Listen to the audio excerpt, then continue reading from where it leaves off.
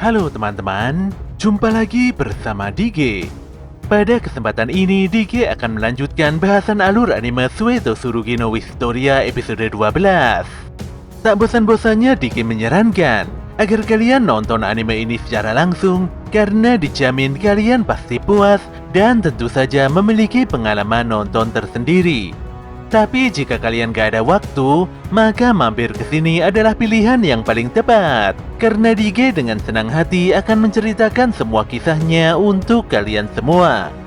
Sebelum lanjut, buat kalian yang baru saja menemukan channel ini, ada baiknya untuk subscribe dulu. Jangan lupa juga untuk menyalakan notifikasinya, agar kami semakin semangat untuk menghadirkan konten-konten terbaik buat kalian. Oke, langsung saja. Persiapkan diri kalian and enjoy.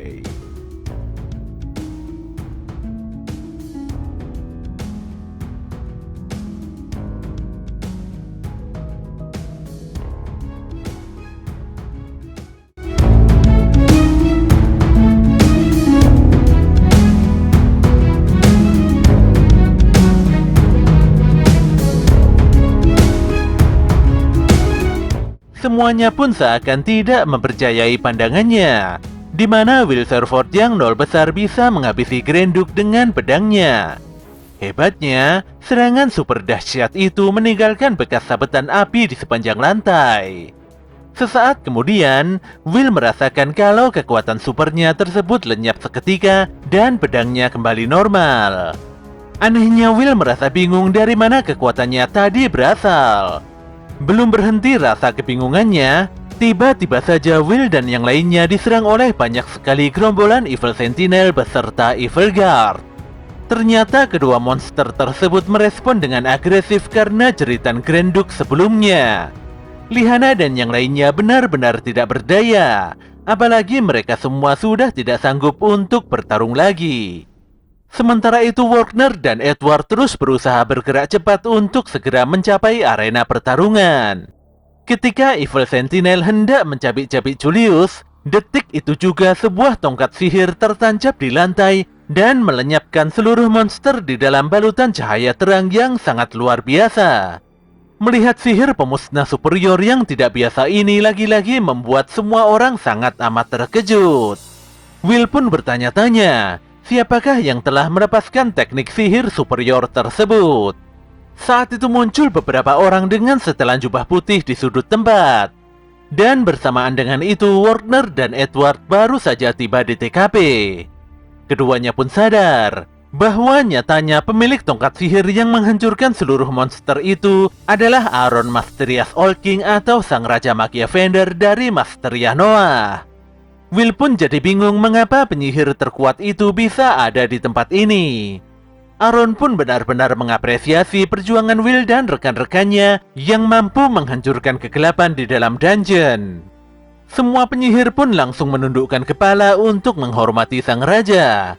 Ketika semua orang memperhatikan sosok sang raja, mata Will malah nampak terpaku pada seorang pemuda yang membawa begitu banyak perlengkapan di tasnya.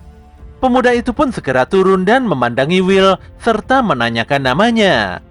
Will dan pemuda itu pun saling berjabat tangan. Di sini juga diketahui kalau nama pemuda kecil tersebut adalah Finn.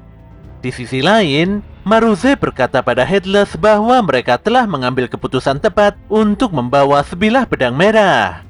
Jika sampai terkejar, tentu saja mereka tidak akan bisa mendapatkan item yang nampaknya sangat penting tersebut. Entah apa alasannya, intinya Maruze tidak sudi bertemu dengan Raja Magia Fender beserta pasukannya. Headless sendiri memastikan bahwa mereka telah berhasil menyelesaikan misi.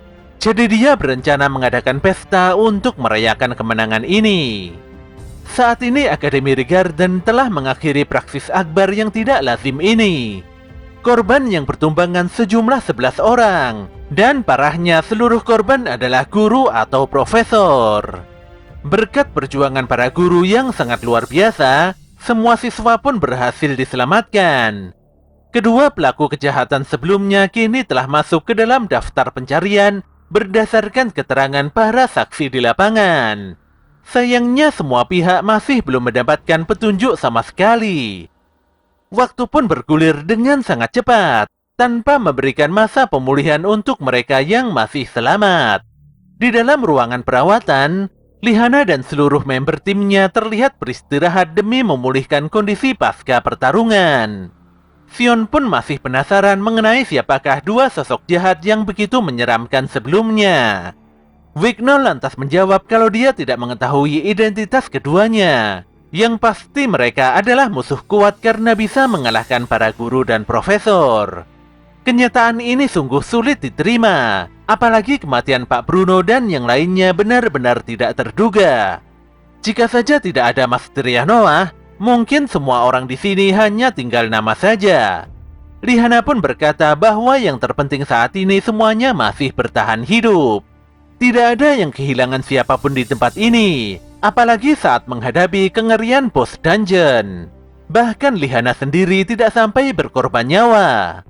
Awalnya Lihana mengumpulkan tim ini agar semuanya bisa diakui oleh pihak menara.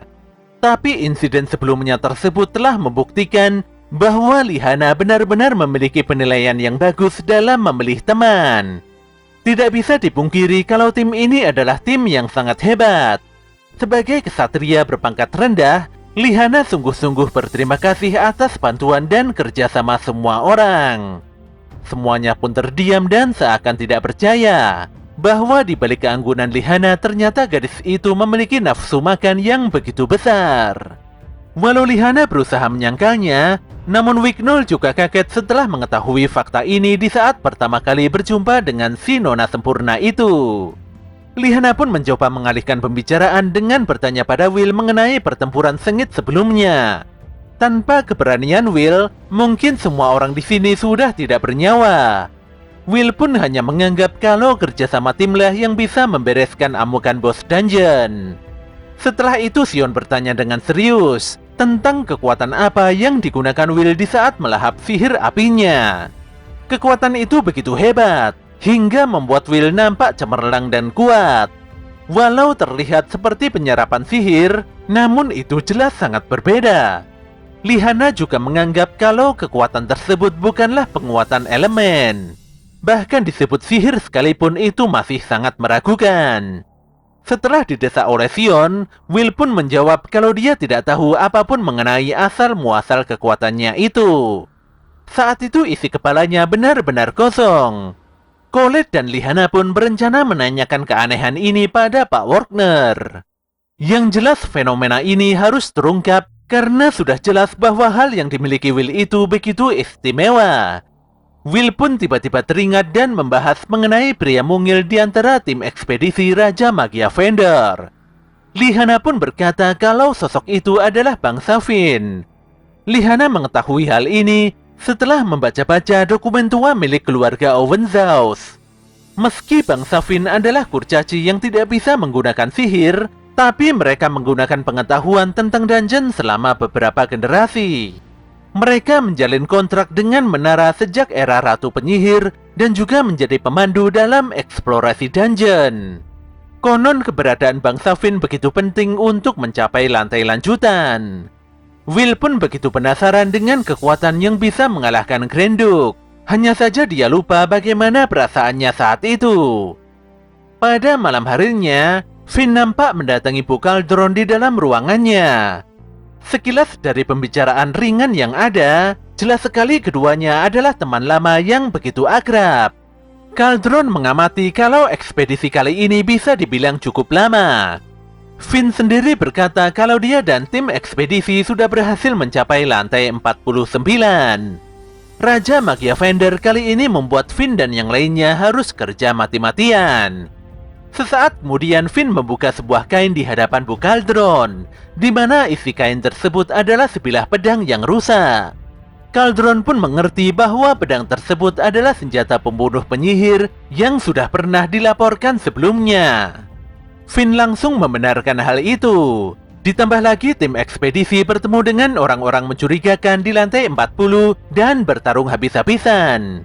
Akibat pertempuran itu, tim ekspedisi telah kehilangan 20 penyihir senior.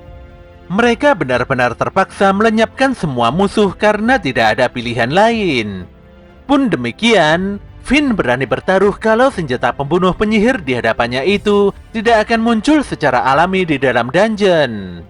Kemungkinan besar senjata itu adalah hasil eksperimen orang-orang yang tidak bertanggung jawab. Setelah ngobrol panjang lebar, Finn pun berpamitan karena Aaron telah memintanya untuk kembali ke dungeon demi melakukan penyelidikan. Dia lantas meminta pada Bu Cauldron agar bisa mempelajari senjata rusak yang dibawanya itu. Setelah menyimpan pedang tersebut, Cauldron mendapatkan peringatan dari Finn supaya lebih berhati-hati dalam bertindak. Sedetik kemudian Finn langsung menaiki meja Bu Cauldron. Sambil tersenyum Finn bertanya, mengapa Bu Cauldron menyembunyikan Will darinya? Bagaimanapun juga, para penyihir harusnya mengurus tongkat sihir dan tidak mengusik pedang yang masuk ke dalam ranah kewenangan Finn. Anehnya, pertanyaan Finn bisa membuat Bu Cauldron berkeringat dingin. Wanita itu menjelaskan bahwa Will adalah salah satu siswa di akademi ini. Dia ingin menjadi penyihir dan memanjat menara untuk mencapai posisi Magia Vendor. Finn pun menghela nafas panjang. Apalagi dia cukup sadar bahwa belum pernah ada pedang yang ingin menjadi tongkat sihir. Bu Cauldron pun merasa kalau Will bisa menciptakan gebrakan yang dahsyat. Finn pun tersenyum dan pergi meninggalkan ruangan Bu Cauldron. Untuk sementara ini, Finn akan membiarkan Will bersama akademi ini. Namun mulai detik ini juga, Finn akan ikut campur dalam menangani pemuda tersebut. Bu Cauldron pun tidak masalah dan membiarkan Finn melakukan sesukanya. Bagaimanapun juga semua ini dilakukan Cauldron untuk melampaui langit. Pada keesokan harinya, Will sudah berlatih pedang di lapangan bawah ruang perawatan. Hal ini membuat Colette tidak habis pikir, padahal semua orang saat ini masih terluka. Will pun cengengesan karena dia tidak nyaman berdiam diri terlalu lama. Banyak hal yang belum diketahuinya, jadi dia harus maju dan bersemangat dalam menjalani hidup demi menggapai impiannya. Julius pun tidak habis pikir mengapa Will memiliki tubuh yang begitu kuat. Dia pun mengira kalau Will adalah dwarf berkedok penyihir. Jelas saja Wicknoll tidak terima jika Will disamakan dengan dwarf. Menurutnya Will adalah pendekar pedang yang layak dihormati. Lihana sendiri menilai kalau kesungguhan dan ketulusan Will adalah sumber kekuatannya.